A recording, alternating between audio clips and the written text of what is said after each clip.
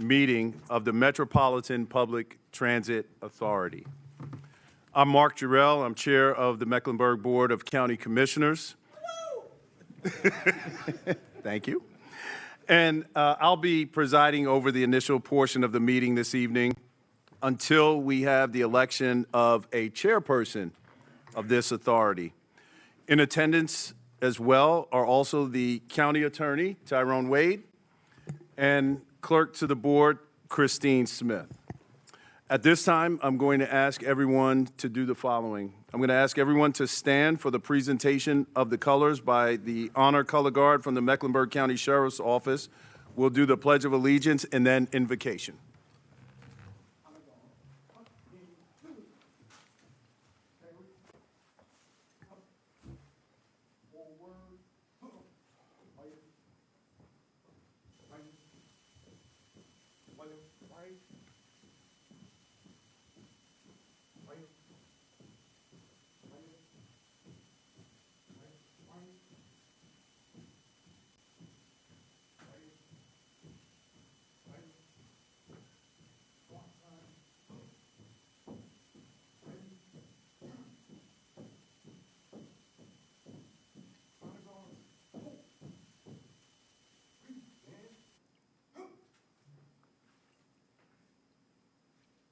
I pledge allegiance to the flag of the United States of America and to the republic for which it stands, one nation, under God, indivisible, with liberty and justice for all.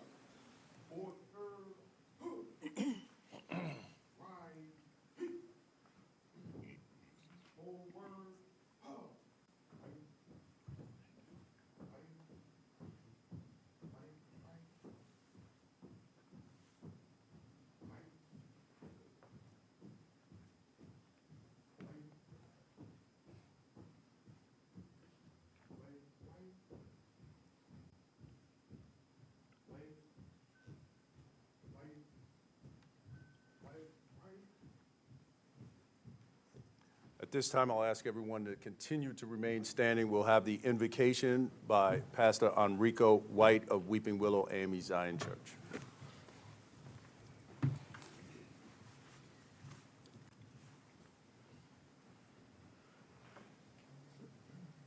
May we pray. Our Father, as we've gathered at this moment in time, in this point in history, this inaugural meeting of this Metropolitan Public Transportation Authority, we ask, oh God, your blessings upon this gathering, your blessings, oh God, upon this authority. We ask, oh God, that regardless to how each has gotten here, may none forget why they are here. I ask, oh God, that you would just give direction, bring clarity, that they, oh God, may do that which is best for this metropolitan area. We ask, oh God, as they have been chosen and selected, that you, oh God, again, would give direction for the good of this community, that we may be the better in the north and the south, the east and the west, and all of the surrounding areas, that we may be a model of what community looks like and how we work. Again, we ask your presence, we ask your power, we ask your direction in thy precious name. Amen. Amen. You may be seated. So I want to thank Pastor White and the Mecklenburg County Sheriff's Office Honor Guard. Next on the agenda is an announcement about public access. So for tonight's meeting, members of the public may access and view the meeting at mecnc.gov. Watch.mecnc.gov, Mecklenburg County YouTube channel, GOTV, GovTV Spectrum, Cable Channel 16, Charlotte Area Transit System YouTube channel, and Charlotte Gov channel on YouTube. Now that we've gotten that out of the way, it's a historic moment, and let's give ourselves a round of applause for making it this far.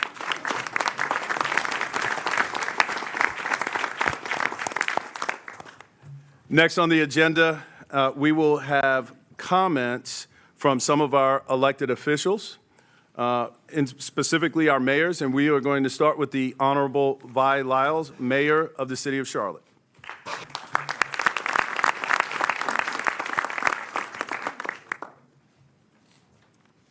Thank you very much for this opportunity. You know, public service is one of the most important duties. Well, let's see how this works. Okay, let me start again. Public service is one of the most important duties that we have in this country. So I want to thank everyone for being here and for the members of the MPTA who have volunteered to serve on this board. This board is a tremendous opportunity for us. And I want to say this journey to get to this moment wasn't very easy. In fact, it was pretty hard. I even thought sometimes we wouldn't make it. But look at us here today. I really want to especially thank Harvey Gantt. He's not here, but just to let him know that how much we really appreciated the work that he did. You know, Harvey Gantt was the chair of the Charlotte Moves Task Force. That was 5 years ago, and here we are today. Think about that. This is the catalyst, the work that they did for the entire effort. It was a group of people who believed that we could do something that others might think impossible. I want to thank all the mayors for sticking together over the years and tackling some tough challenges. You know, renegotiating an interlocal agreement while chasing legislation in Raleigh was no small task. We have done so much together. I feel like we've created a sisterhood and a brotherhood together. I think it's made our regional part of what we are in this community work best for us. But I have to kind of laugh and think about this. I remember all of the places that we've gone. We went everywhere, from Mooresville to Cramerton to Gastonia, holding meetings and debating the next steps. And in that way, we knew that we logged more time, as someone says, as a campaign bus during the season of voting. But I want you to know that what we say now Having logged all of that and all of that experience, once and for all, what we learned is that there's no challenge too rough or tough when you put together enough mayors in the same room long enough. And I want to thank Commissioner Lee Altman, who has been such an advocate for all this work along the way. And I want to thank Team Charlotte for believing we could actually buy the red line, and the city council members who actually made that decision. I would say that they were so bold, and they did it because of the investment.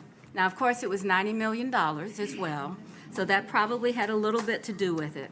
But what I would say to you today on this city council, I don't think that there's one person over here that's not courageous enough to say, we accomplished this and we did it well. I want to thank the voters who came out this November, the business community for leaning in a way that other communities are actually calling us now and saying, what did you do in Charlotte? I think that we all know that we do things well, and that's what makes a big difference. I want to say that I'm grateful to have worked along with almost everyone in this room, to have the opportunity. But you know what? This is more about what we can do for the communities that we have. This is an opportunity for our local small businesses to thrive. It's an opportunity to create good-paying jobs, to build and run a system that will move our community. I know not everyone in here, even sitting in this room, supported the referendum, and that's okay, because leadership means that you listen and you work together and we move forward. It's critical that we learn from those concerns and work together to implement a system that benefits the entire community. We cannot, we will not repeat the past mistakes. We must address displacement of our residents and our businesses. There's a lot of hard work to be done in the next months and years, and how we choose to do the work will be just as important as the work itself. Our goal is simple, a place where everyone can move safely, efficiently, and reliably, whether you're going to work, school, or home. My hope, you know, you guys have me out here, I'm getting ready to go see the little children that I have, the grandchildren that I have, and I look at this and I think about it. We want to see the young people that we have in this city now. We want them to be successful.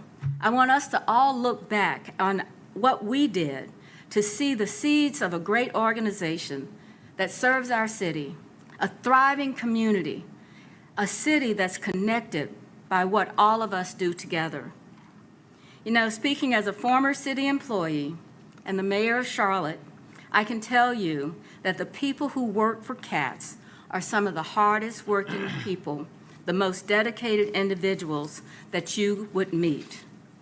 And as we go through this, I just want us to know that as we work on the transition of the department and the people to the new authority, that CATS is a great organization, and we should all be excited for its future. The city of Charlotte and every jurisdiction will have its part to play. We will no longer work in silos. We will remember how important it is to know why we got here. We embarking on major infrastructure and roadway projects seeking to improve how people get around alongside this new board that's being created this evening. So I'm looking forward to this. I think it's really one of the most important things that we can do, the most important initiatives that we can take. So in a spirit of partnership and tackling the hard work ahead, I want to say thank you, all of you, for what you're going to do and what you're going to create, because it's going to be really good. Thank you very much.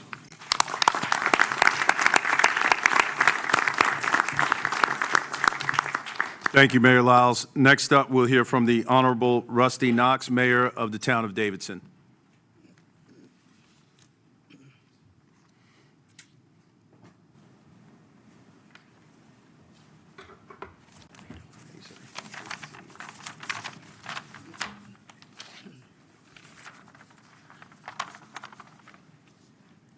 Chair Jarrell, managers, fellow elected officials, and members of the MPTA. I'm Rusty Knox, Mayor of Davidson, and I'm the Vice Chair of the MTC. Tonight is something that we should all celebrate. Tonight is not just about the work that started 5 years ago when Norfolk Southern agreed to sell us the O-line. It's not the result of the half-cent sales tax from over 30 years ago that has funded many public transit projects. It's not the result of gaining funding for the CTC almost 50 years ago. Tonight is about leadership in our county, past and present, that has made it known that we believe in providing opportunity to all residents of our county, whether they choose to use public transit or have to use public transit. Mecklenburg County residents have given us the opportunity and the ability to show why people choose to move here, why businesses relocate here, and what separates us from other metropolitan areas in the country. Yours is a heavy lift. In light of the current environment and posture towards safety, security, and reliability in our CAT system, we are at a turning point. Not only are our residents of the county looking at us, but state and national interests are looking at us as well. My hope is that they look towards us, not at us, as a model for success. We have the opportunity to link our healthcare systems, our educational campuses, our business hubs and incubators, our employers and employees, to connect the 6th busiest airport in the world to the rest of the county and beyond. We have the opportunity to be the model that others aspire to be. None of this will be possible unless we work together. Your group, the MPTA, is our group. I believe that we've done an exemplary job in building this team. There can't be any special interest to take precedence. If and only if, as you work as a team of 27, can we be successful. I believe in public transit. I believe it changes lives. I believe it provides opportunities yet to be realized. And I believe that we can succeed and prove to everyone that we are better. Thank you.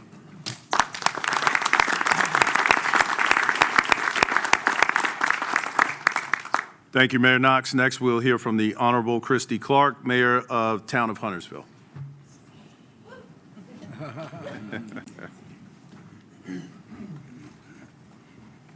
Good evening, chair members, members of the MPTA county leaders, fellow mayors, and honored guests. I am Christy Clark, Mayor of Huntersville, and it is an honor to be here for this inaugural meeting of the Metropolitan Public Transit Authority. First, I want to thank Mecklenburg County and each of our towns and municipalities for the leadership it took to get us this moment. Passing the transit tax was not easy. It required collaboration, trust, and a shared belief that investing in mobility is an investment in our people and our future. The effort reflects the very best of regional leadership, unlikely bedfellows, and it deserves recognition. I also want to congratulate our appointed representative, T. Anthony Lindsay, to this authority. Serving on the MPTA is both an honor and a responsibility, and Huntersville is proud to have a voice at this table. We know the work ahead will be complex, and we are confident in the leadership and perspective our representative will bring. As we begin this work together, I want to ground us in something simple but essential. Public transit is for the people of our community. It is for the nurse working a long shift, the student trying to reach a campus or training opportunity, the senior who wants to remain independent, and the worker who just needs a reliable way to get to and from a job. Transit is not an abstract policy. It is a daily reality for thousands of our neighbors. Our responsibility is to make sure this authority never loses sight of the truth. Every decision we make should be guided by how it improves access, opportunity, and quality of life for the people we serve. That means building a system that is safe, reliable, and responsive to all the needs and parts of our county, from our urban core to our growing towns like mine. This inaugural meeting marks the beginning of a new chapter in regional cooperation. Success will depend on partnership, transparency, and a willingness to listen to one another and to the public.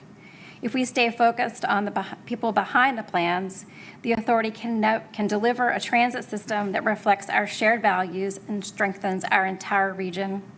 Thank you for your leadership, your service, and your commitment to the communities we represent. I look forward to the work ahead and to what we'll accomplish together. Please have happy holidays and a happy new year with your families. Thank you.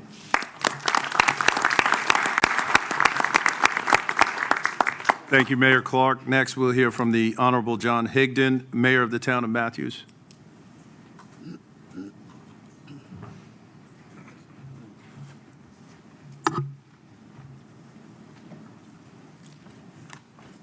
Good evening. I had a little bit of a difficult time getting here tonight, so we need to do something about traffic, I think. I want to thank everybody that's on the MPTA, whether you were volunteered for it or voluntold. I know many of you, and I know that you'll do a great job. I want to especially recognize our representative from the town of Matthews, Dana Stuzenki, who's our traffic planner, and she's going to do an awesome job. Her alternate is our town engineer, Susan Havina Woolard, and she's equally qualified, and we're looking forward to the service that they'll do. I do want to say that today I looked at the Board of Elections website, and I looked at the referendum and where it passed and where it didn't. And where I live in Matthews, nearly the entire southeast corner of the county did not vote to approve this tax. And we didn't in Matthews because I've told the story many times. I recall in 1994, long before I was an elected official, going to a Christmas party about this time of year, and one of the town commissioners from Matthews high-fived me and said, "John, we're going to get light rail in Matthews." That was 31 years ago. And I'm cognizant now that we're probably not going to get it for another 30 years, and that's a lifetime. So my challenge to you on the MPTA is to think about that and to have some grace and to think about the folks that live in the southeast portion of the county that are a little discontented and don't think they're getting their full measure of this, the amenities that this tax is going to deliver. So I hope you'll consider that. Brad Simmons, I hope you'll consider that. And I had lunch recently with Ned Curran, and we spoke about that as well. So, you know, if you could throw us a bone, we would appreciate it. That would really do a lot to ensure trust. And we're not looking backwards, we're moving forwards. I wish you all the best, and we're here to be 100% supportive of your efforts. Thank you.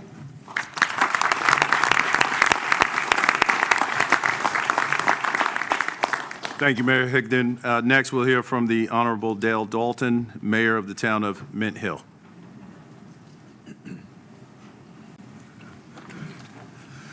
Well, I too am very excited about being here for the inaugural meeting. I've been a mayor for 1 week, not in an hour 1 week. So I don't know a lot what's going on. Mayor Brad Simmons and Brian Welch kept me up as a mayor pro tem of the activity and what good it would be. He spoke many, many times with you, Liza, about working with you, and I'm looking forward to working with everybody as well and getting up to speed. And let's take this project and get some things done, because it took me 1 hour to go 20-something miles tonight. So we've got to get something done. But thank you all, and I hope to see everybody and work with you.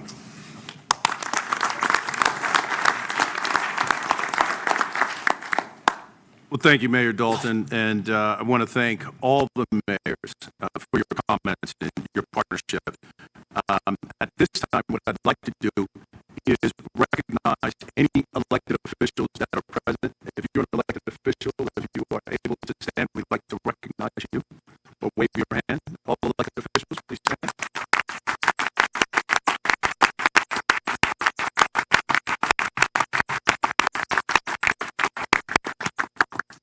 Thank you all for your service and your leadership. You know, we are here. One of the reasons why we're here is because our managers worked really, really hard to get us to this point. And we want to take a moment for all the managers that are present to please stand and be recognized.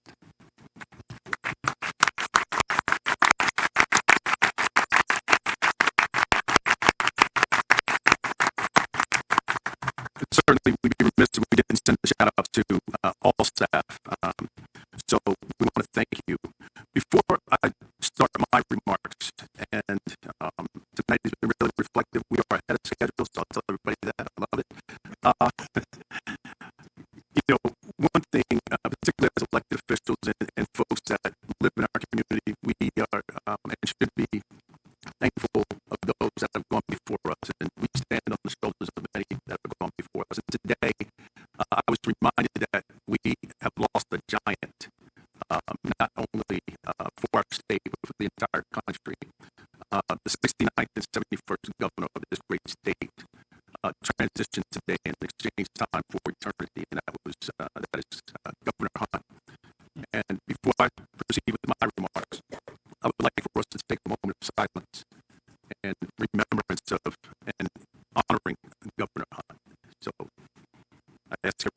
Just bow your head, please.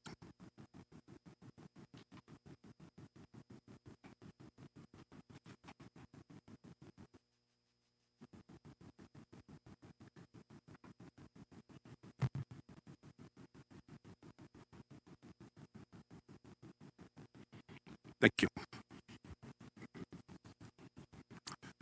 So we have heard from all of our distinguished mayors, and I also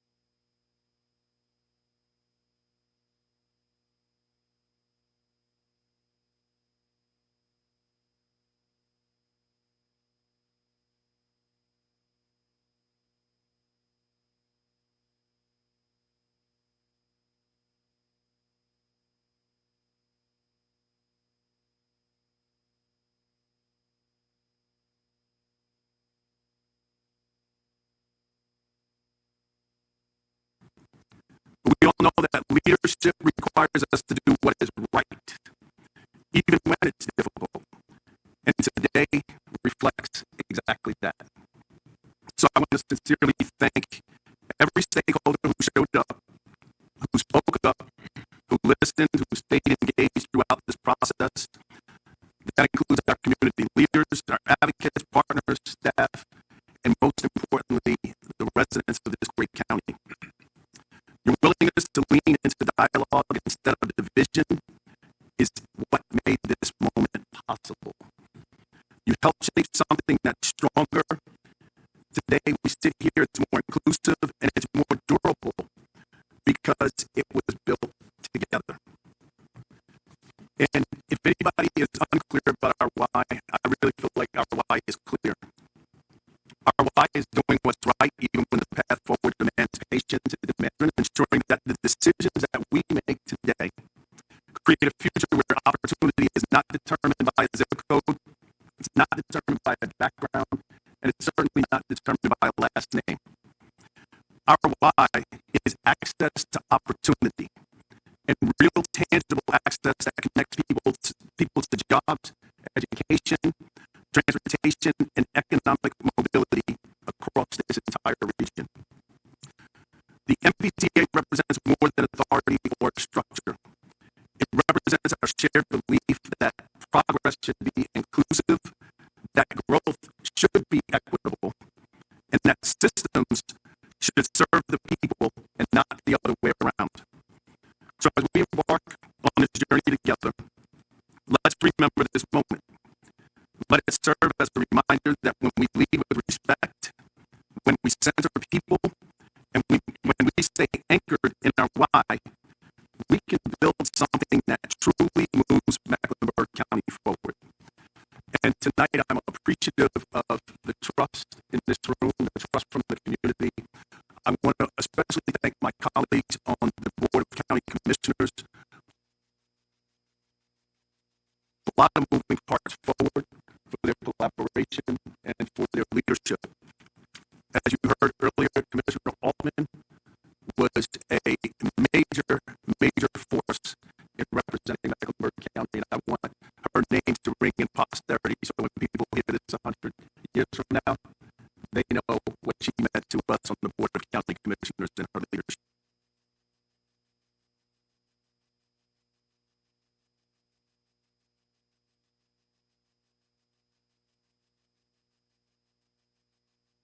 Together. Thank you.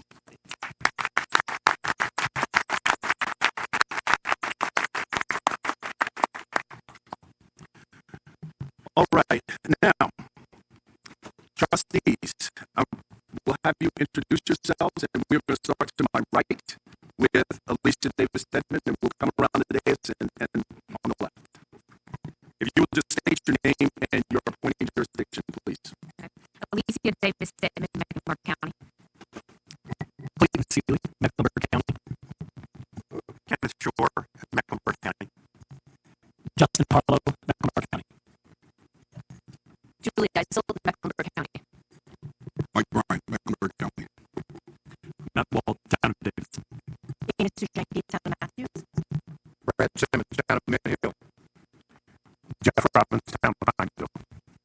Bob Menzel, Town of Cornelius. Anthony Lindsay from Huntersville. Wayne Walker, appointed by Governor Stein. Ed Kern, North Carolina Senate. David Longo, North Carolina House of Representatives. Katrina Young, City of Charlotte. Karen Pruitt, City of Charlotte. Peter A. Pappas, City of Charlotte. Jocelyn Jones, thank you. Jocelyn Jones, Nolly, City of Charlotte. Rebecca Renmack, City of Charlotte. Christy Long, appointed by the Mayor of Charlotte. David Howard, City of Charlotte. City of Charlotte. Frank Emery, City of Charlotte. Wyatt Dixon, City of Charlotte. Todd Collins, City of Charlotte. And I'm Charles Bowman, a mayoral appointment. Thank you all for lending your time and talent to this effort. Now is the moment that you've all been waiting on. I will call on Mayor Lyles to administer the oaths of office, and I'm going to ask all trustees to please stand. You have, those of you that want to use a Bible, you have it at your seat.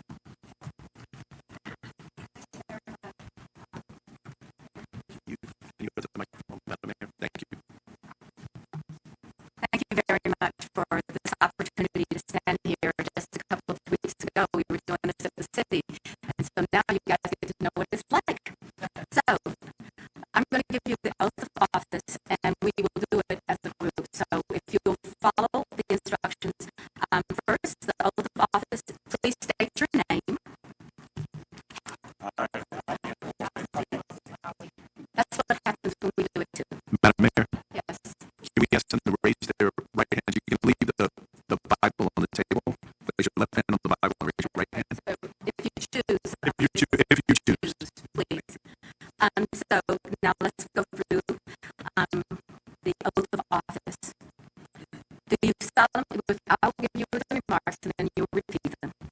Do you, with your name, do you solemnly and sincerely swear that I will support the Constitution and laws of the United States?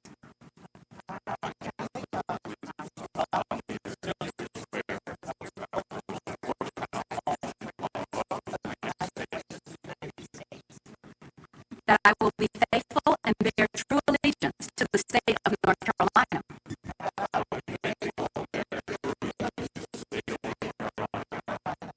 And to the constitutional powers and authorities which are or may be established for the government of thereof.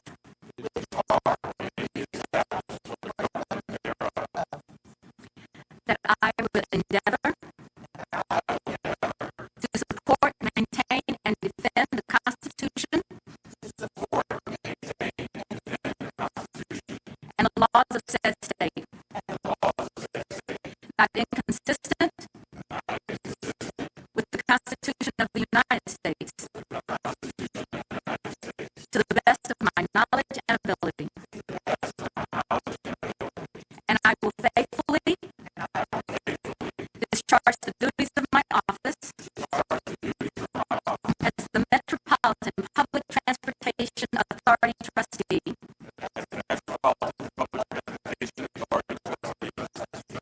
So help me God.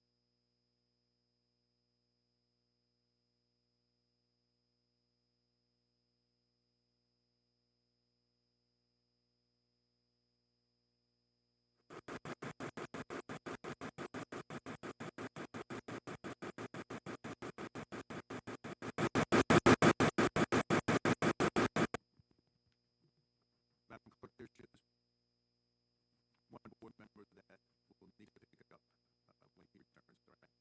All right. Thank you. All right. Now we've got some additional business that we need.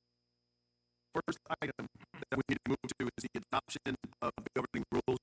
I'm going to ask for your indulgence just for a few minutes so I can read this. There's a preliminary matter we'll have to address before conducting business. Currently, the authority does not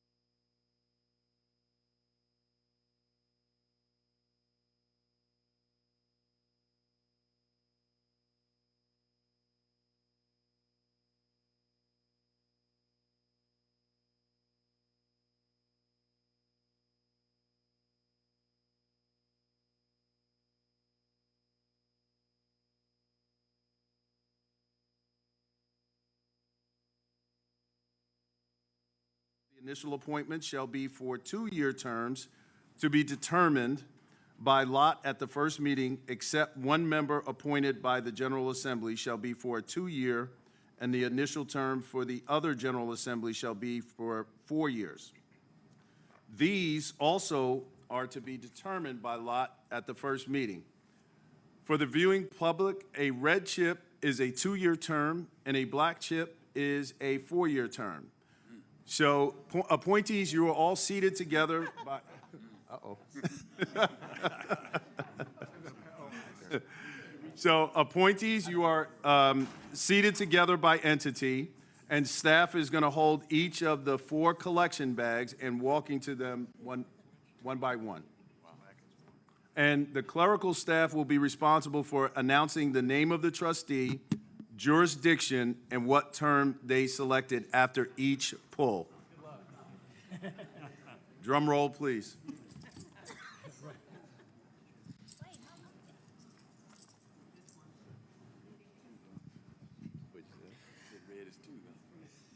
Ms. Stedman, 2. Boy.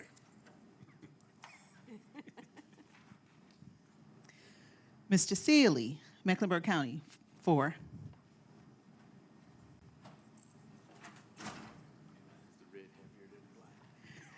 Mr. Shore, 4, Mecklenburg County. Mr. Harlow, Mecklenburg County, 4.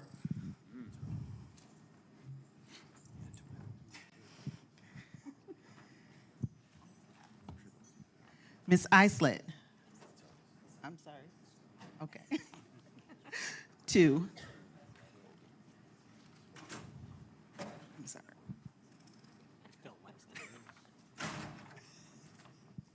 Mr. Bryant, 2.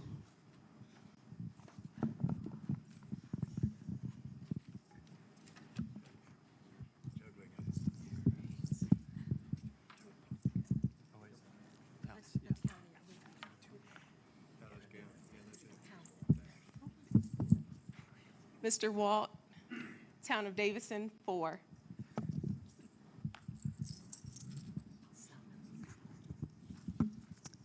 Miss Stujinski, Town of Matthews, 2.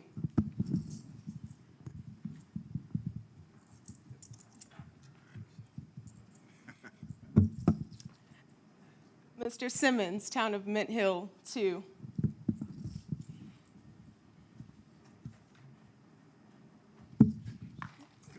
Mr. Robbins, Town of Pineville, 4.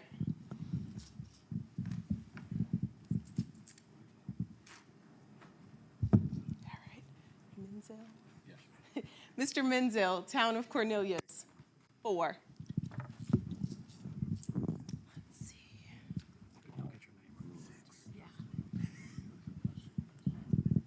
Feels like there's only one left. Mr. Lindsay, Town of Huntersville, 2. All right. All right. Six.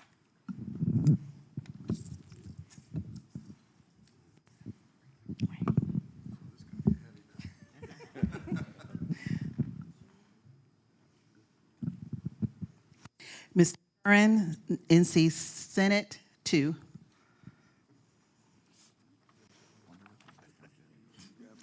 Mr. Longo, NC House of Representatives, 4.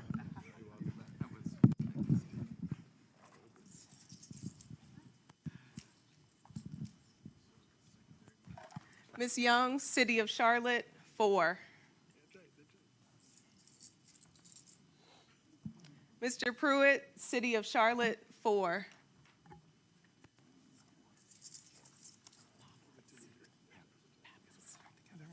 Mr. Pappas, City of Charlotte, 2.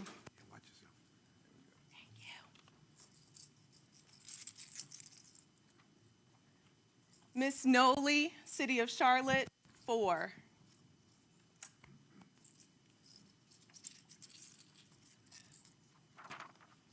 Reverend Mack, City of Charlotte, 4.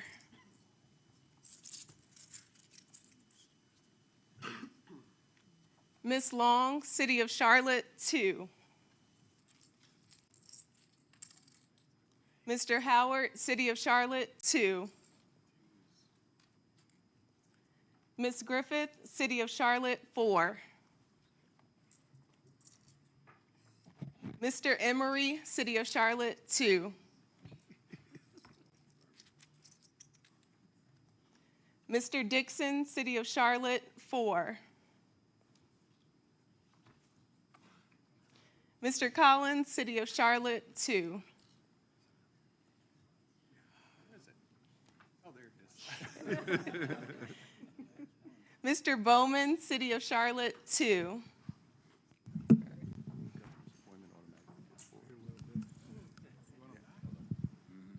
Souvenir. Oh, yeah. Can someone verify that the governor's appointment gets 4 years automatically? Is that correct?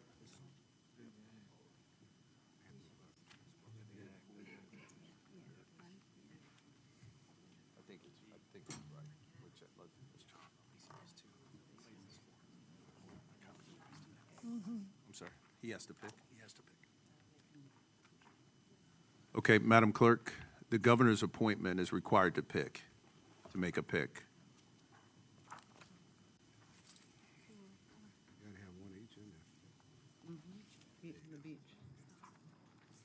All right, Doc, you have to make a pick.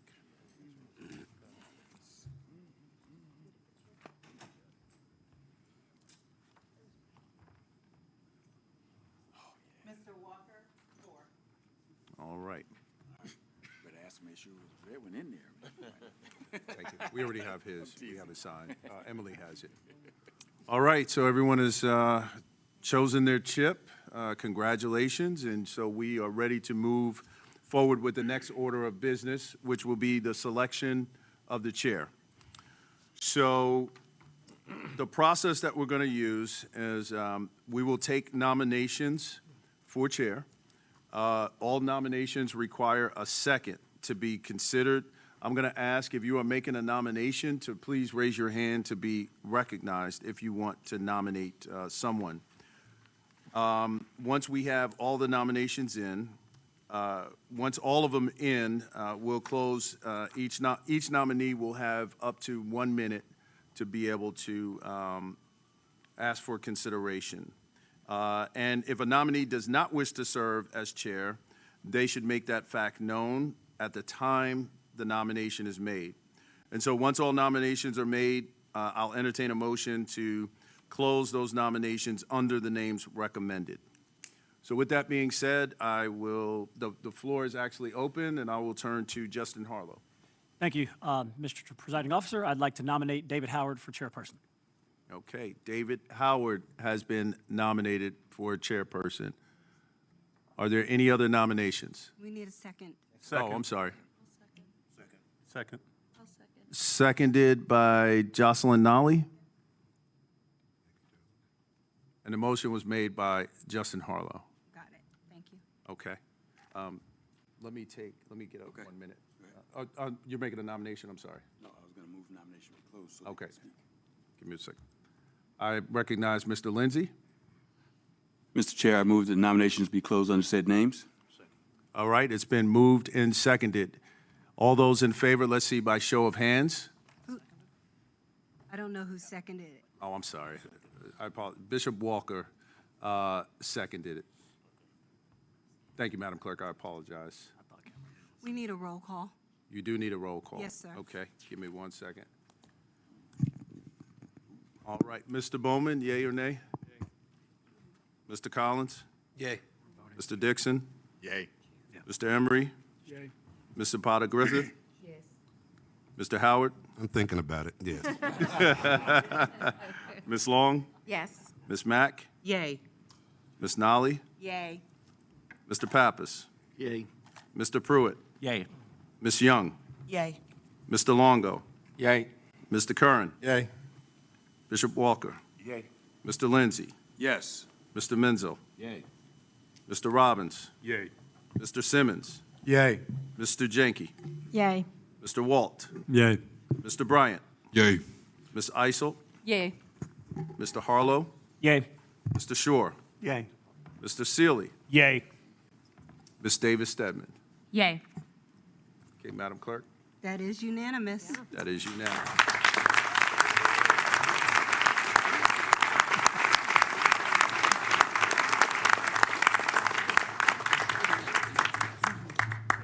Well, clap is a little premature because that was to close the nomination. Now we got to vote. So let's. That's my fault. I'm sorry. That was to close the nominations off of Mr. Lindsay's move. So now the chair will entertain a motion. Who wants to make the motion? Mr. Pruitt. Mr. Chair, I move that we accept the nomination of David Howard to be our inaugural chair by acclamation. Okay. It's been, okay. The motion was made by Mr. Pruitt. It was seconded by Bishop Walker. We will conduct another roll call vote. And, I'm sorry? Acclamation, you don't need a vote. Acclamation, you don't need a vote. I don't have to. All right, so we don't have to go through a roll call vote. Thank you, Mr. Lindsay. Are there Are there any objections?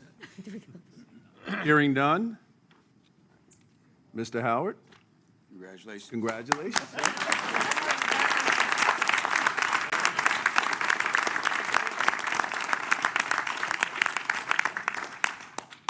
And with that, everyone, Mr.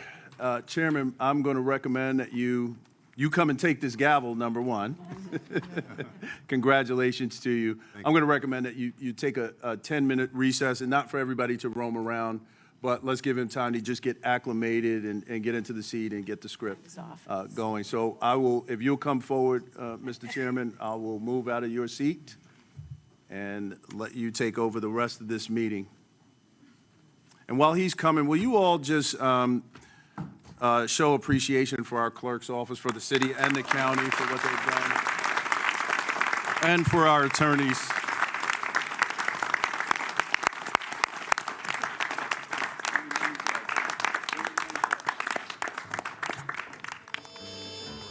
All right, Mr. Howard, I turn the gavel over. Yes, sir.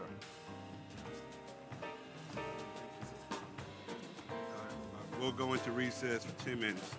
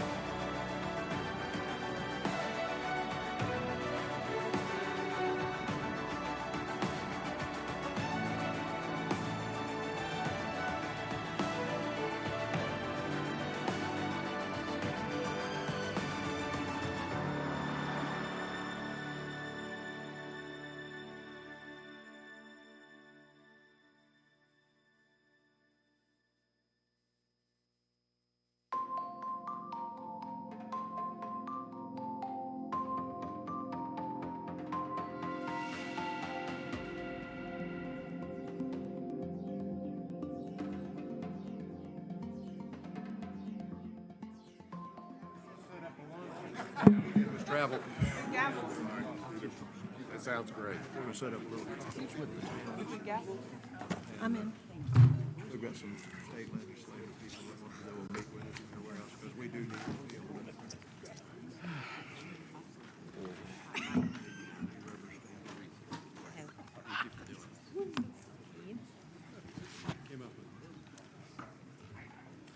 Good evening, everybody. Good evening. Calling this meeting back to order. I will just take a few minutes to say it is not lost on me that this is an important job. It's an important job not because of just who we are, but for the generations coming behind us. So I am looking forward to taking this journey with everybody around this table. Funny enough, I was sitting there thinking when I walked in this building, anybody from Charlotte at this table? So we remember when this was Ridgeway? We remember when this was Target? Yes. Remember when this was Freedom Mall, when this is where we came to hang out? Yep. So in a lot of ways, and I'm glad that the chair had the meeting on the west side, because a lot of what we need to do is to make sure that we treat everybody, no matter what part of the community, the same and they have access. That's right. So that's all I'm going to say on, and it is in District 2 of the CAT. So with that, thank you for the unanimous support. It is important as we go forward to show the city and debtors and everybody else that's going to be involved in this transition that we're together. So I'm hoping we keep that same spirit moving forward. Yes, me too. So the first thing we're going to do is going to take nominations for vice chair. So, Mr. Pappas. Mr. Chairman, I'd like to bring forward Frank Emery's name as vice chairman of our authority. And if I could just take 1 minute and say that, Mr. Emery and I served together on the North Carolina Board of Transportation for 2 terms back in the 90s. He's certainly well known in our community for all his civic and community work. I think he really brings a good perspective that our board can use with his background both in transportation and law. So I'm pleased to bring his name forward. Thank you, Mr. Pappas. And Peter, you're my friend. Let's do nominations, seconds, and then we can make questions on we can talk on the nominations, if that's okay. Right. So second. I'd like to make a second. Second. Seconded by Mr. Bowman. Any comments on that? Any other nominations? Yes, sir. Mr. Chair, I move the nominations be closed under said names. Second. Okay. Please state your names. Make motions. Thank you. T. Anthony Lindsay. Seconded, Justin Harlow. Okay, with that, do I need to do a roll call? Not to close nominations. I don't. No. Okay, not so to- nominations are closed. You would still need a vote, but we don't need to do a roll call vote. You could All right, just, so it's been properly moved to second that we close on said name. All in favor, let it be known by saying aye. Aye. Opposed, the same sign. It carries. All right, so now I need a motion to move forward with that name. So moved. now we do need a roll call vote. Yes, sir. Mr. Chair, I move a motion. I move that we accept the nomination for Mr. Frank Emery by acclamation. Second, Seeley. It's been properly moved in second. No other unreadiness. We'll go around the room and we'll start on this side this time. How's that?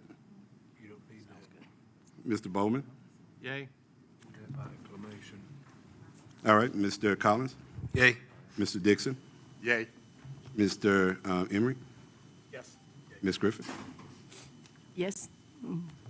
Ms. Long? Yes. Reverend Mack? Yay. And Ms. Jones? Nolly?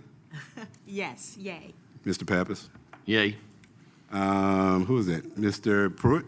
Yay. Ms. Jones? Yay. Mr. Long? Yay. Longo? All right, Mr. Curran? Yay. Bishop Walker? Yes. Mr. Lindsay, yay. Lindsay? Mr. Menza? Yay. Mr. Robbins? Yay. Mr. Simmons? Yay. Mr. Jenke? Yay. Mr. Walls? Yay. Okay. And Mr. Bryant? Yay. Ms. Isel? Yes. Mr. Harlow? Yay. Mr. Shore? Yes. Mr. Silly? Yay. And Ms. Stedman?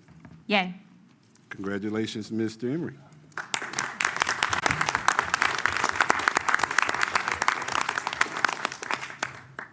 All right, next we'll take nominations for secretary. Mr. Bowman? Chairman, I'd like to nominate Christy Long for the office of secretary. I was going to second. That's fine. No, no. Been seconded? Frankie Emery, but this is Any other nominations?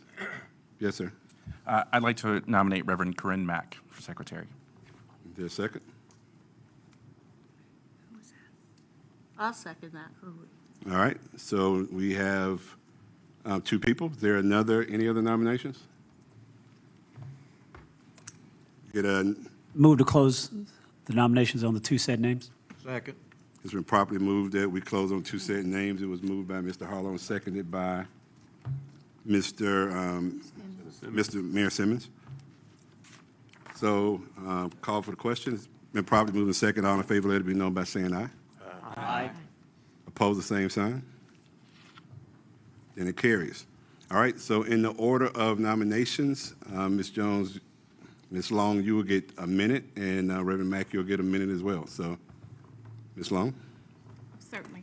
Thank you for the opportunity to serve on this inaugural board.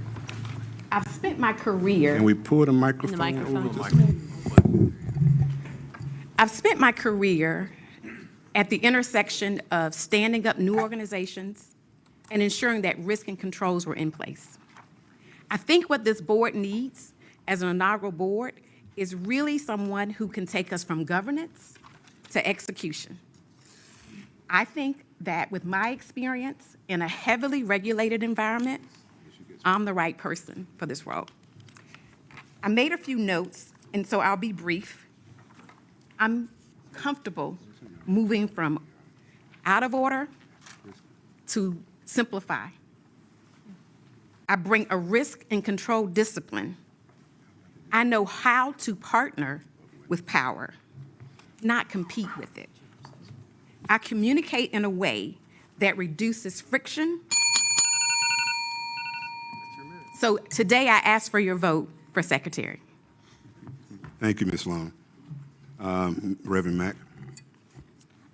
Good evening. I spent 20 years working in the New York City Transit Authority as the vice president for the union. I actually operated trains. My responsibility was over 40,000 members, and I had a staff of 38 people that I actually served for the 20-year period. I've been the president here for the Charlotte McBride branch for 11 years. All those responsibilities takes detail. Also takes an opportunity to interact with people from very diverse communities. I can articulate well, I work with people well, and I hope that I get your vote tonight. Thank you so much. Thank you both. So, Madam Clerk, I think the way we're going to do this is actually go around the room and ask each person to tell us which person they'd like to vote for. That is correct. Okay? All right, so we'll start on this side. I won't be hard-headed. I'll take the script. Ms. Stedman? Christy Long. Mr. Silly? Christy Long. Mr. Shore? Christy Long. Mr. Harlow? Ms. Mack? Do last one. Ms. Long. Mr. Bryant? Reverend Mack. Mr. Wall? Christy Long. Mr. Jenke? Christy Long. Brad Simmons? Christy Long. Mr. Rock? Reverend Mack. Mr. Menzer? Reverend Mack. Mr. Lindsay? Reverend Mack. Bishop Walker? Reverend Mack. Mr. Curran? Christy Long. Mr. Longo? Christy Long. Ms. Young? Christy Long. Mr. Pruitt? Reverend Mack. Mr. Pappas? Christy Long. Reverend Mack? You skip me, Dave. Oh, I'm sorry. I'm going down the list. Reverend Yeah, Ms. Nolly? Reverend Mack. Okay, now Ms. Long? Christy Long.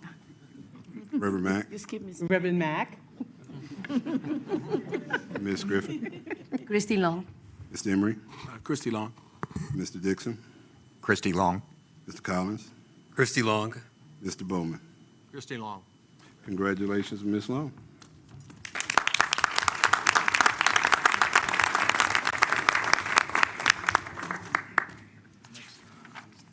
Next is treasurer. So, Mr. Pappas. I'd like to nominate Mr. Ned Kern for the office of treasurer. Second. Robbins. I'll come this way. Mr. Menza? Yep, I'll second that. Okay. So, any other nominations? Could you repeat who nominated and seconded? Mr. Pappas did the nomination. Mr. Menza is doing the second. Thank you. Any other nominations? Mr. Chair, Yes, sir. move nominations be closed under said names. Second. It's been properly moved and seconded. We close on said names. All in favor of closing, let it be known by saying aye. Aye. Opposed, the same sign. That motion carries. I get a motion for the name? Move to accept the single name for treasurer. The second? I second. Pruitt. Okay. I know who that was. Christy Long. Christy seconded. Okay. It's been properly moved and seconded. We close on the name that we closed on. So all in favor, let me know. I need a roll call. Yes. All right. Ms. Stebbins. Mr. Kern. Mr. It's Kern. just, Yay. Yay. Just a yay. Just a yay. Yay. Mr. Silly. Yay. Mr. Shore. Yes. Mr. Harlow. Yay. Ms. Isel. Yes. Mr. Bryant. Yay. Mr. Wall. Yay. Ms. Strujicki. Yay. Mr. Simmons. Yay. Mr. Robbins. Yay. Mr. Menza. Yay. Mr. Lindsay. Yay. Reverend Walker. Yay. Mr. Kern. Yay. Mr. Longo. Yay. Ms. Jones. Ms. Young. Mr. Pruitt. Yay. Mr. Pappas. Yay. Ms. Mack. Miss Nolly. I'm going the order they gave it. I'm sorry. It's okay. Ms. Nolly. Yes. Reverend Mack. Yay. Ms. Sloan. Yes. Ms. Griffin. Zapata Griffith, yes. Yes, Lucille. We'll talk. Mr. Emery. Yes. Mr. Dixon. Yes. Mr. Collins. Yay. Mr. Bowman. Yes. Thank you. I think that is the hard work. The rest of this is studies, right? That's right.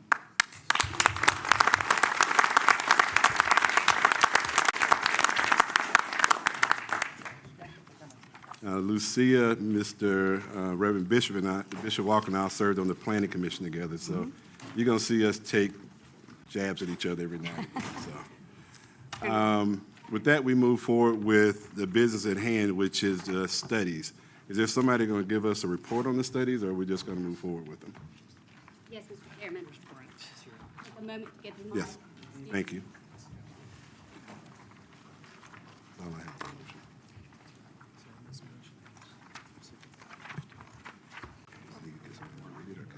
Good evening.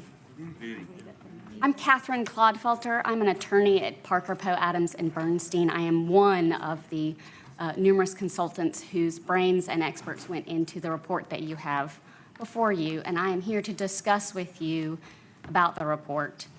I'll do a little bit of the background, a little bit of just getting on the same page, and talk to you about why I am sitting here talking to you. And then I want to go into two summaries. As you can see and probably know from what you read, the studies are split into 5 different sections. I'm going to skip right to, in my summary, section 5, because I think it's the analysis of all the other sections, and it's probably the one you are thinking about the most. But I do want to give you a summary of the flow, the rhythm and rhyme of sections 1 through 4, because they are largely similar in how they come out, and it will give you a bit of a understanding of the path before you, I hope.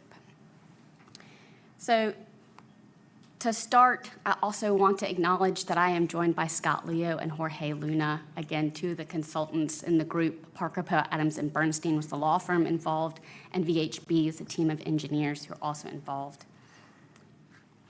To get on the same page, you all, of course, know that the PAVE Act began this whole process and set out requirements that the authority undertake studies of 5 definite sections, one that was at the discretion of the authority. So I'll talk through what those 5 are just to make sure we're on the same page. The authority was to study by January 1st, 2026, the legal and financial considerations of 1, a transfer of assets from CATS to the new authority, 2, outstanding debt that the CAT system has, that the public transportation system has. The third being intergovernmental agreements. You'll note that that is intergovernmental, so there are private agreements that are out there that this study doesn't mention or contain. And the fourth was the study of a transfer of employees, HR.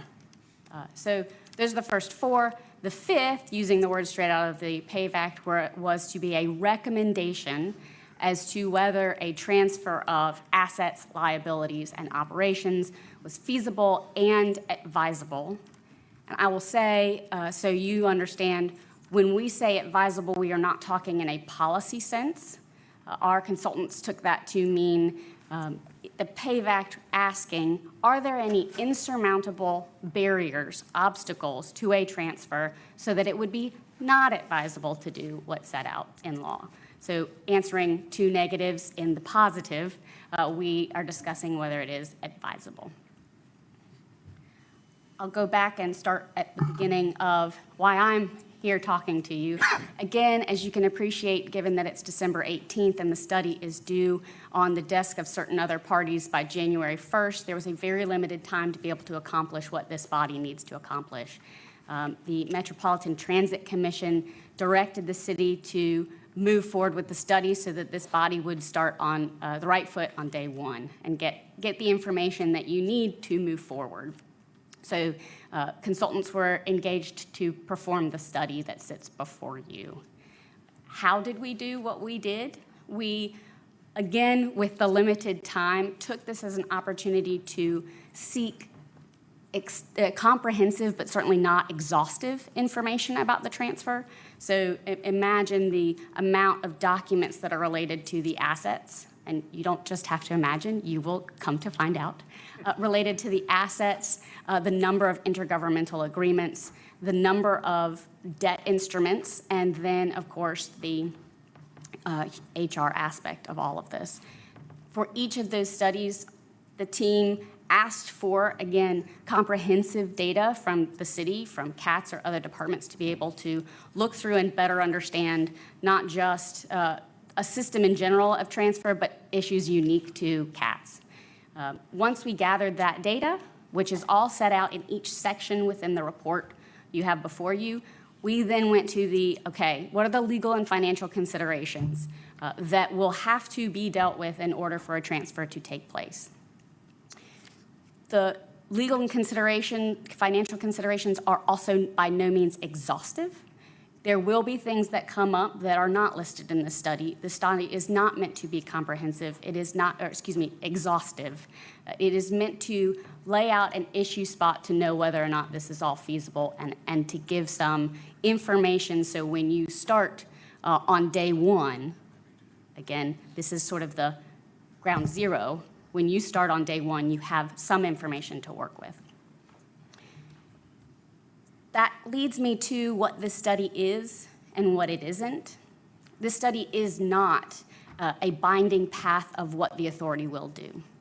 It is not telling you here are the things that must be done or the way in which they must be done. It is at its most useful, high-level issue spotting, those considerations, to try and give the information that's going to be needed to take the first actions.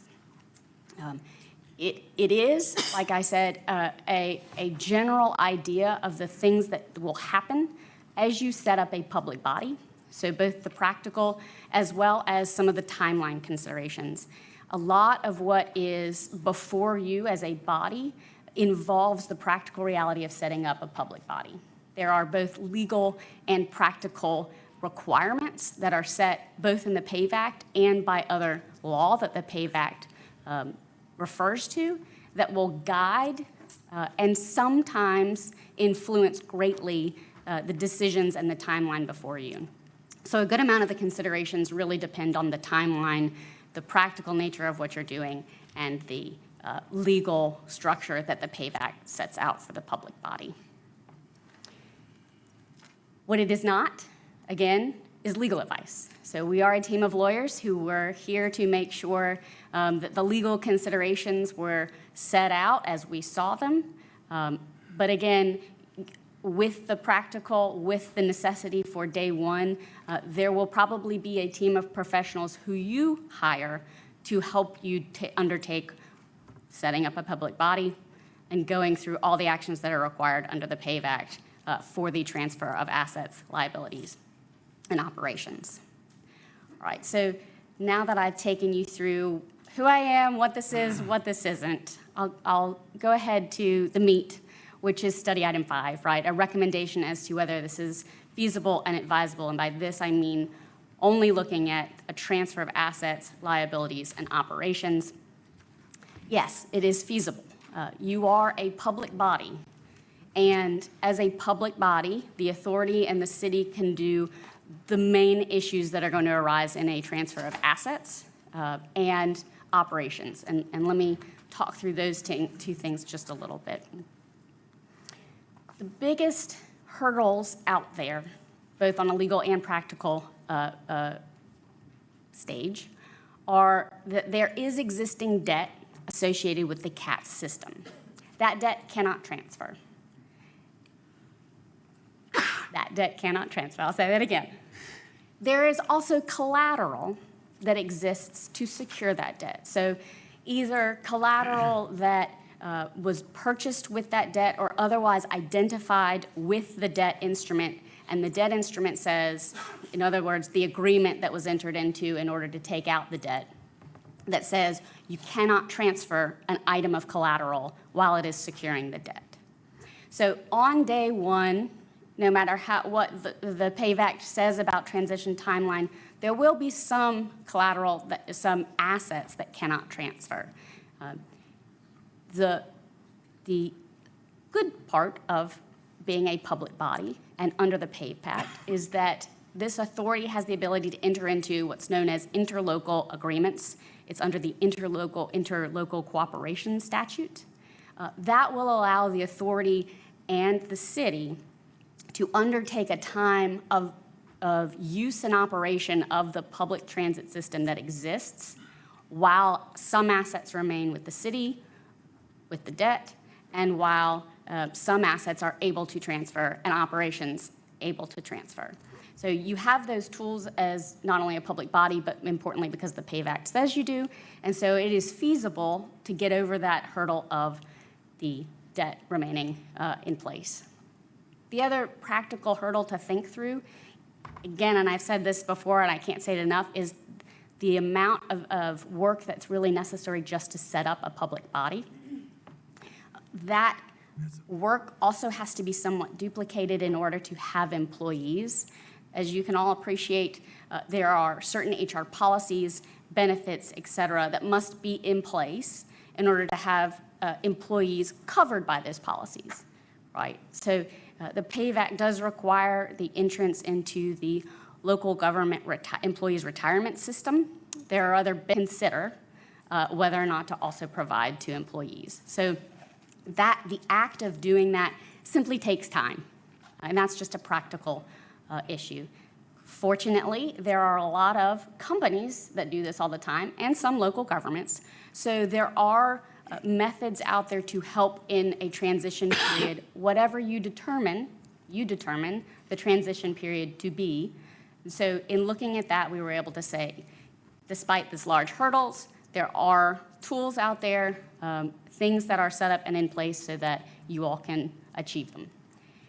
I've said all these things a little bit squishy because, again, one of the main thing is timeline drivers, and a lot of the timeline will be decided by the authority on day one. These are not things that the study sets out. Timeline is not something that the study says this is when it must happen. It is something that the PAVE Act does drive somewhat.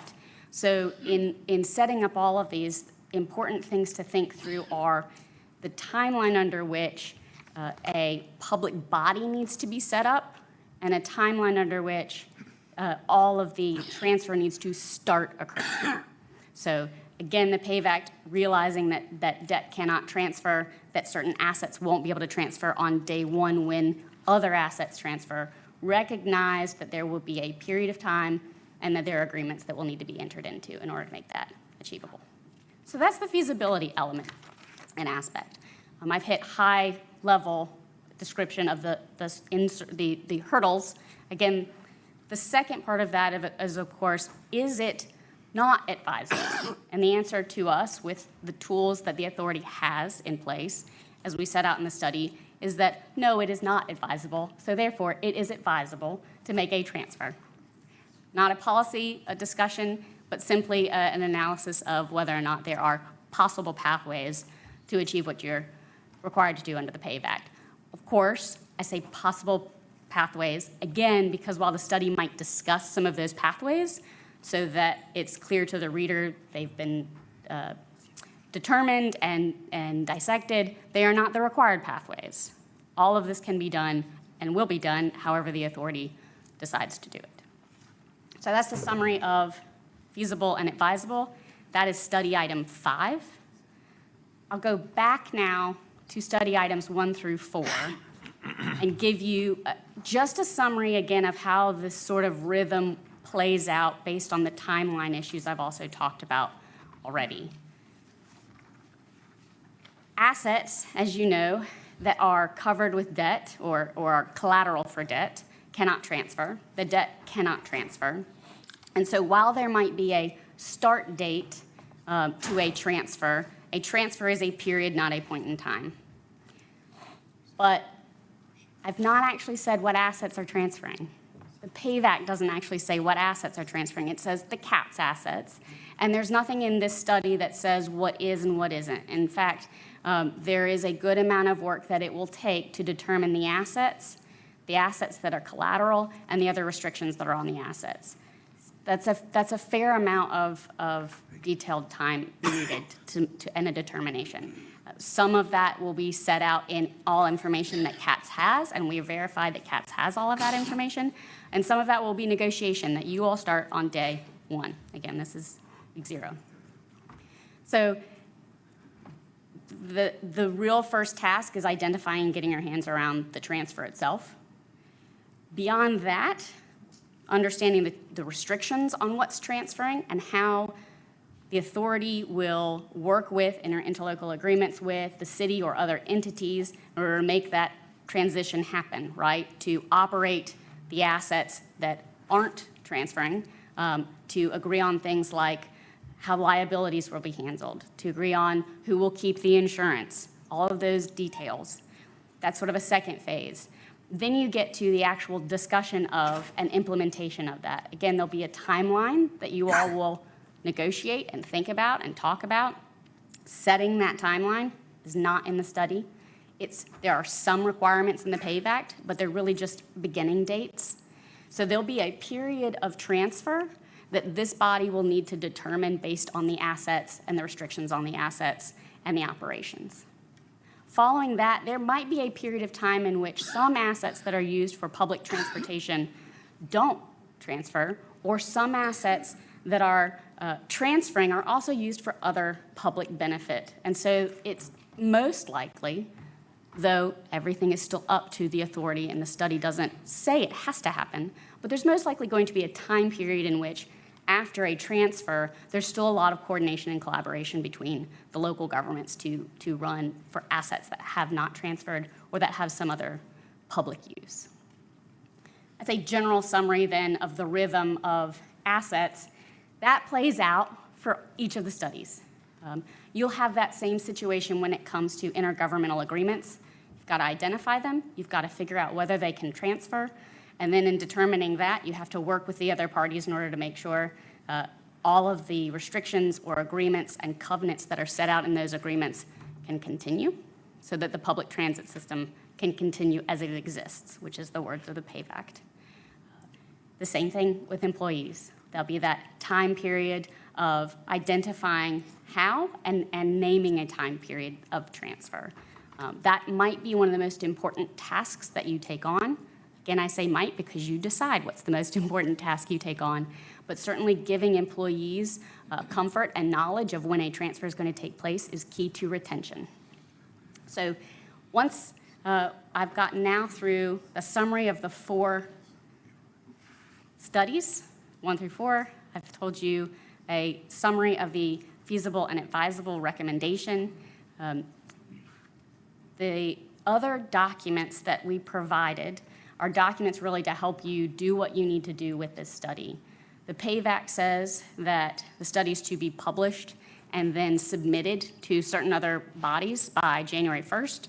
So you have with you a resolution to adopt and publish the study report, and then a transmittal letter for when you are ready to send it to the General Assembly and all the other bodies. With that, I will stop and then get into any detail you tell me to. Why don't we start with the motion to actually, there are questions? Why don't we get a motion and then have questions on the motion? Do that? Is that okay with everybody? All right, so I'm gonna read a motion and then I'll look for somebody to move it and then second it. I need a motion to approve a resolution to accept and publish the studies as required in the PAVAC, subject to the following language added to Study 5. And that is the observation and consideration in this studies do not bind MPTA to any course of action or decision regarding the process of conducting the transition of CATs from the City of Charlotte to the Transportation Authority. The MPTA reserves the right to pursue alternative approaches for conducting this transition after additional studies. So motion? So moved. Been properly moved by Mr. Kern, seconded by Mayor Simmons. Any unreadness or questions? I thought somebody wanted to be recognized. Actually, I have Yes. a question. Yes, Ms. Dowling. Hi, thank you very much for the information. My question is regarding assets, and it may be here, I just didn't see it. So, for example, if someone fell on a train today, CATS is liable. If we transfer, and I'm assuming that, if we transfer those assets to the board, does the board then become liable in a legal way? Yes. So these are the perfect questions to be thinking about and asking a team of consultants who you will need to hire to get you through that transition period. There are absolutely liabilities in place, and there might be some you don't know about or are not predicting during the transition period, and then there'll be ones after the transfer has occurred. So all of those things are the things that you will have to determine item by item, asset by asset, based on other restrictions on the asset, whether that asset transfers. You get where I'm going? Yes, thank you. Reverend Mack. Thank you, Mr. Chair, and thank you for the overview. I have Okay, wait a minute. I'm sorry. Did you recognize me? I'm I sorry. recognize Mr. Mack. We're going to have to figure this out. Yes, I was saying I'm coming to you. So let me put it in order. Reverend Mack, Mr. Bryant, Ms. Isel. Thank you for the information. Just based on your response to Jocelyn a minute ago, there is some unreadiness for me for us to take on a responsibility of all assets in such a gray area and a gray period. And so I would like for you to further explain to us what that time period would look like if you have that information right now in terms of responsibility and liability. And if you can give us additional information regarding assets. And am I correct that the time period you're wondering about is the time that you have to think about and consider these things? That's correct. Under the PAVE Act, you have, and I'll give you a little background. Maybe I'll start by answering. The period of transition is up to you. The start date has some requirements. The time for each individual asset might have some requirements. But in general, this is something that the authority is in control of, in conjunction with other entities with whom it will need to come to some agreements about assets in general. So let me give you a little bit more background with that answer. Under the PAVE Act, within a year that the PAVE Act is enacted, you will need to stand up basically the public body. It doesn't yet require any asset transfer. That is July 1st, 2026. So the tasks before you really are setting up the public body, and then, of course, identifying assets is probably something that should happen as soon as possible if the timelines are, if the authority intends to move forward as fast as possible. I'll say it that way. There's a second time period requirement under the PAVE Act, and that is that assets must start to transfer as of the date, as of the effective date of the tax that the PAVE Act enabled. So that's your second time period. It says start for very important reasons, right? Some assets can't transfer if they have debt outstanding. There may be other restrictions on debt. But this authority is also able to make those decisions about what transfers and how. It may also be that there are other agreements that need to be made with other entities who are also involved in the assets. So my squishy answer back to you is there are two important time periods under the PAVE Act, but largely that is for you to decide. And I'm going to help us because I know they said we could be here at 10 o'clock, but we're not going to be here at 10 o'clock. So I want to just level set and make sure this statement is true. This was really information to prep us to get ready for the work we have to do. So there's nothing in this binding at all. This is just information to get us started. Correct, Chairman. So I just want to make sure if we're asking questions, this is not, we're going to talk about this for months, if not years. So let's not try to solve it all tonight if we don't have to. Manager Bryant. Thank you, Mr. Chair. Appreciate the orientation to the different study items. And the answer to my two questions may be in the greatest squishy, and I'm fine with that. And to our chair's point, we can sort through that. However, I'll still ask my question regarding the debt that will, the assets that will not transfer that are associated with outstanding debt, though you said some of that can transfer, if I followed you. But regarding the assets that will not transfer, the debt payments, will that be from the City of Charlotte or will that come from the authority? There are provisions under the PAVE Act that do require that the taxes, if they are currently taxes going to the city to pay for that debt, must continue to flow to pay for that debt. That's helpful because the county receives some pass-through sales tax revenue associated with that, so I appreciate that. And then my other clarity question is once the outstanding debt is retired for those assets that do not transfer over, then at that time it can transfer over. The asset can transfer to the authority, and the interlocal agreement that you referenced would be null and voided? I'll take this in two parts. Okay. So for the first, outstanding debt is one of the biggest hurdles. Each asset might have its other restrictions on it, so that's a consideration. And an interlocal agreement may or may not set its term date based on the debt outstanding and retiring. That, again, is something to be negotiated. Okay, thank you. Try something new. Trustee Eisel. Thank you, Mr. Chair. I just have a question, if you could clarify in this, what happens with the litigation against the city and Katz, the existing litigation on the Gold Line? What happens with that litigation? How is the authority impacted by that?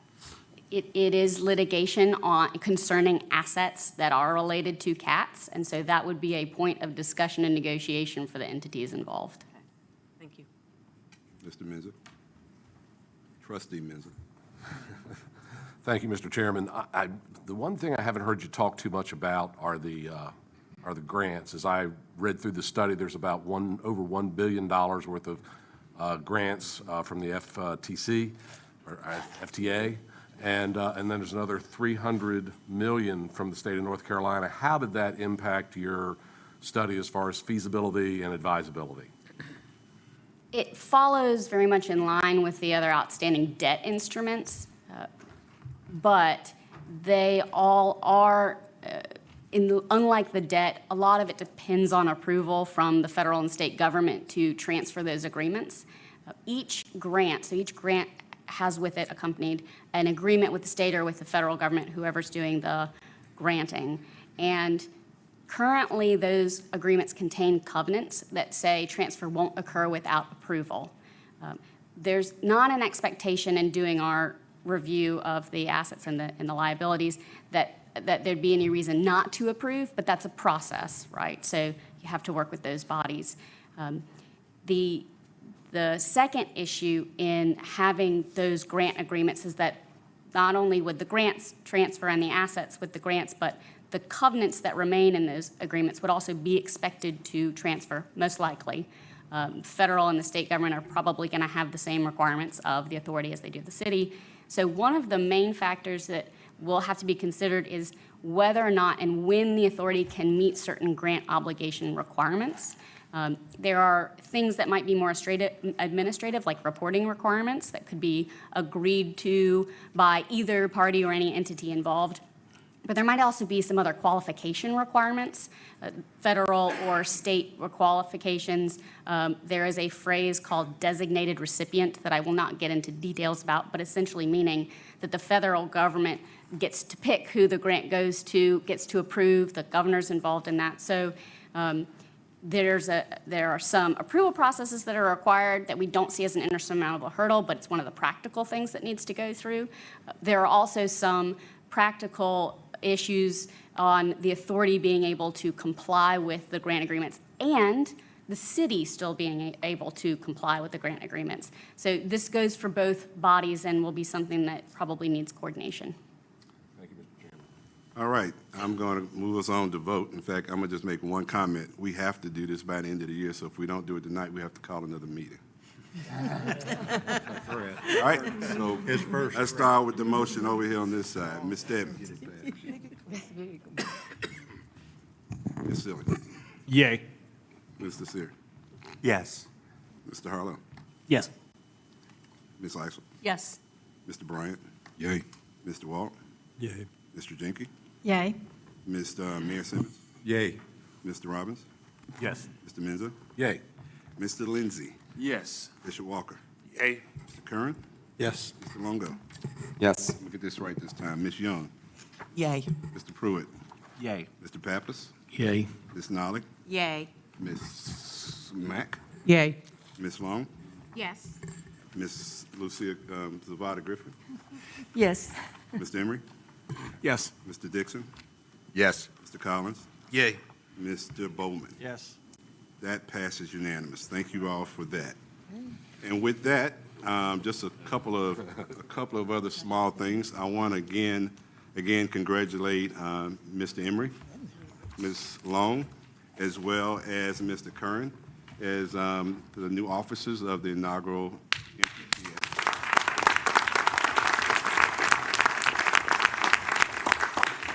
And I'm also going to get beat up if I forget to tell you don't move, because we have to take a group picture. I did it. And any closing remarks from anybody? Quick remarks. Any closing remarks? Mr. Chair, would like for us to get a notification on next meeting as soon as possible, please. I will definitely make sure we get it out to you. All right, happy holidays, and motion to adjourn? So moved, Mr. Chair. Second? Second. All opposed? Second. All opposed, stay here. Should I pick one? I don't think anyone's going to oppose. Anybody.